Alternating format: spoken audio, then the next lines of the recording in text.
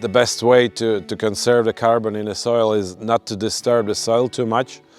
And the no-till is a correct approach for that. So far, the no-till and strip-till and minimum tillage was not very common in Latvia. In this video, I will tell you about how we introduced these technologies to the group of Latvian farmers.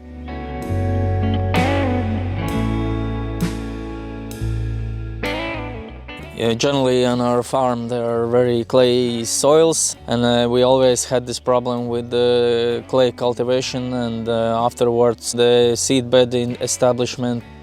Then came Jānis with this project, and he said, "Hey Ivars, let's try no-till drill in your fields." I said, "Ah, you're crazy, no, nobody is doing that." But we agreed because we had one field which is very, very hard clay, and we said, "Jānis, let's do that on this field." And we saw that seeds were germinating in this no-till field also without rain, but on our conventional ploughed field we didn't receive any germination. Firstly, we brought the farmers information, the necessary knowledge.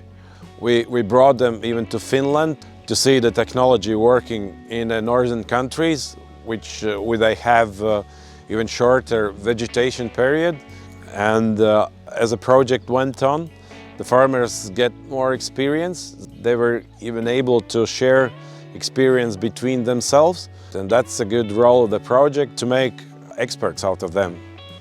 My role as advisor during the project changed dramatically. At the beginning I was an expert, and I was trying to tell the farmers stories about technology.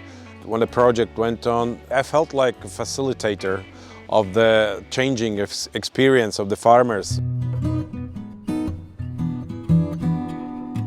The main things why this project was very successful for me, I think, is first one is that it came in right time, in the right place. The second benefit was that I could try this technology in my soil, in my conditions, and compare this technology with my technologies that I used before. And the third thing is that I have information also from my colleagues, and I could learn from them.